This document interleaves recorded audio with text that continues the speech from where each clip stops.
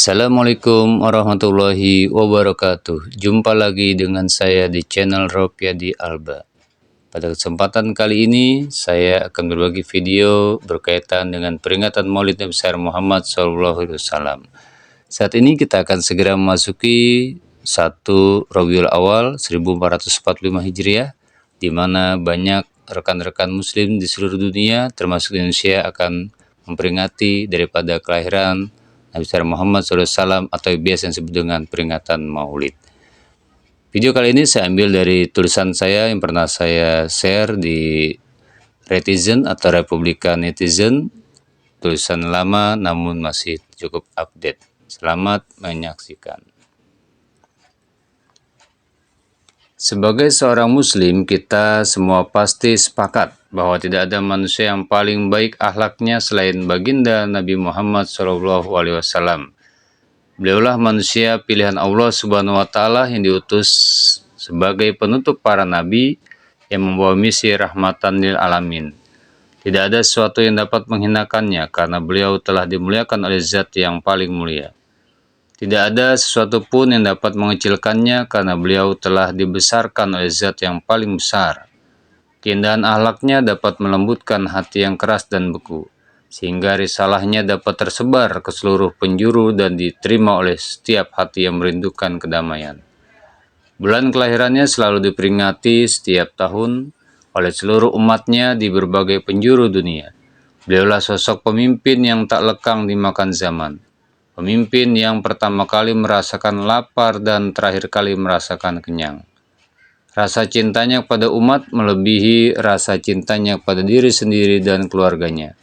Sampai-sampai ketika ajal menjelang, bukan istri, anak, atau keluarganya yang dipanggil, justru kita selaku umat yang diingat dan diberinya wasiat. Kurang lebih 15 abad silam telah berlalu, sampai kini ajarannya masih diikuti oleh sekitar seperempat penduduk bumi. Mereka datang dari latar belakang yang beragam, suku dan ras yang berbeda, tetapi merasa dalam satu kesatuan yang tunggal, yaitu sebagai umat Muhammad SAW. Namun begitu, kalau kita mau melakukan autokritik, sesungguhnya saat ini kesatuan akidah yang dimiliki umat Islam belum mengarah kepada persatuan dalam langkah membangun peradaban Islam. Kita masih terbuai pada perbedaan-perbedaan yang sifatnya furu'iyah, namun melupakan persamaan yang sifatnya usul. Masih banyak di antara kita yang meributkan hukum perayaan Maulid, apakah bid'ah atau sunnah. Bagi pihak yang terbiasa merayakan peringatan Maulid, sering terjebak pada perilaku seremonial dan ritual belaka. Tidak jarang kita temui di mimbar-mimbar Maulid seruan untuk mengikuti ajaran Nabi Muhammad SAW melalui pelaksanaan sholat 5 waktu berjamaah, namun kenyataannya berkata lain. Ketika peringatan Maulid selesai menjelang waktu sholat, maka banyak jamaah yang membubarkan diri dan tidak mengikuti pelaksanaan sholat berjamaah. Bahkan ironisnya, tak jarang sang penceramah pun meninggalkan tempat kegiatan tanpa sholat berjamaah terlebih dahulu, dengan alasan ada kegiatan lain yang harus dihindari. Sementara bagi pihak yang tidak melaksanakan peringatan Maulid dengan alasan Nabi tak melakukannya, sering pula bertindak offside. Mereka begitu semangatnya mengkritik saudaranya yang merayakan Maulid dengan sebutan ahlul hawa wal bid'ah, sedangkan mereka tidak melakukan hal yang serupa kepada seseorang yang mengadakan peringatan hari lahir atau milad seorang raja atau pemimpin sebuah negeri. Kita harus mampu mengambil esensi sebuah peringatan, termasuk peringatan Maulid Nabi Muhammad SAW. Sebuah peringatan diselenggarakan tidak lain dan tidak bukan, tujuan utamanya adalah agar membuat kita selalu ingat terhadap apa yang diperingati. Tidak sekedar membuka memori akan sebuah peristiwa.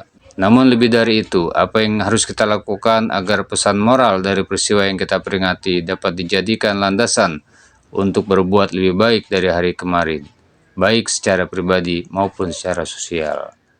Kiranya ini yang bisa kita bahas secara singkat, para sahabat sekalian, terkait peringatan Maulid Nabi besar Muhammad SAW sebagai sebuah autokritik, di mana saya berharap bagi kita semuanya untuk dapat saling menghormati. Bagi rekan-rekan yang melaksanakan peringatan Maulid, teruskan, namun pesan moral dilaksanakan, tidak hanya sebatas seremonial.